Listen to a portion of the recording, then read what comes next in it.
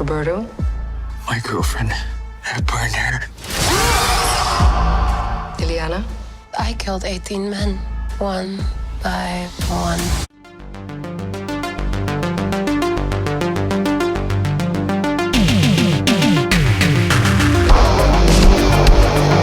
We are talking The New Mutants. This one directed by Joss Boone. This is a much delayed film that was actually completed years ago and has only come out in 2020, just in time for coronavirus. And this one stars Maisie Williams, who you may know from Game of Thrones, and Anya Taylor-Joy, who you may know from The Witch and Split and things like that.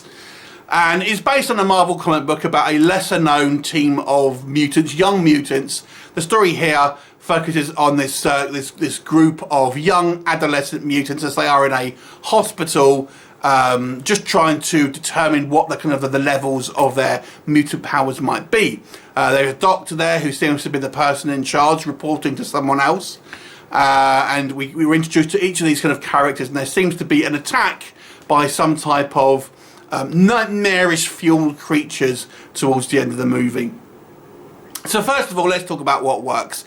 I think there are some particularly well cast characters here.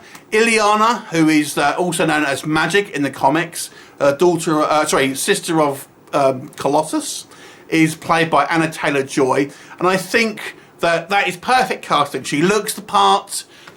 She's very comics accurate, and is well acted. The character's is always somewhat kind of prickly in the comics, and this is very true here. I also quite like the casting of Maisie Williams as Rain, who is kind of like a werewolf, for lack of a better words, and the guy who plays Cannibal, who you may know from Stranger Things and Sons, but I also thought were relatively well cast actually. They all did a pretty good job. The only weak one for me was Dani Moonstar, who unfortunately is our main character, and is basically a personality void. I just don't think she has a commanding screen presence at all, and the other four characters really just steal the show from her whenever they're on screen together.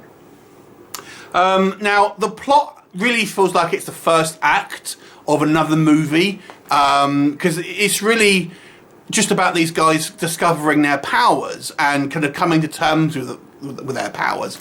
And obviously they have a fight with some CGI baddies at the end. That's kind of it. The story here is feels like it's stretched out and feels like it should have been Act 1 in another film. Now, I've read that this was meant to be originally a trilogy of movies, and I think there's the problem, is that this was always meant to be an introduction to the characters rather than a movie onto itself. And of course, we all know with the Marvel Fox acquisition, that's never going to happen.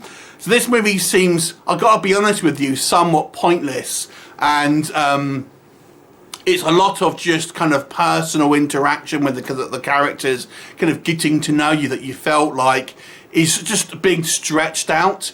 And when we do have conflict within the kind of the characters with some antagonists, this is some weak ass CGI, I've got to say. I didn't think it was particularly a good movie. It's a shame that the ending of the X-Men franchise has ended on somewhat of a kind of a damp squid. There are a couple of scenes where I thought it was okay, but there's just a lot of logic issues here as well. It's like, is the Doctor the only member of staff in this kind of like this big facility, and things like this? It just seems like ridiculous in a lot of ways, and I think there's some things here that kind of like are mentioned and aren't really,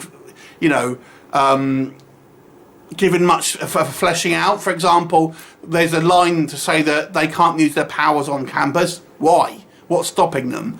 And then Illyana has a teleporting power, and this kind of hospital is surrounded by a force field, and it's never addressed why she can't just teleport over the other side.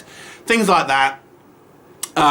It just seems like a bit of a mess, and this movie I know was originally going to have a lot of reshoots. That apparently didn't happen, or the reshoots that they did use weren't used, and this was apparently the director's vision of the film. But unfortunately, it's kind of boring, kind of a non-event, unfortunately. Although I liked some of the casting here, and I actually quite like the depiction of the characters, the film that surrounds them is weak sauce. I'll give it a 4 out of 10. Have you seen it? What did you think of it? Leave me a comment and I'll look forward to seeing you next time. Bye for now.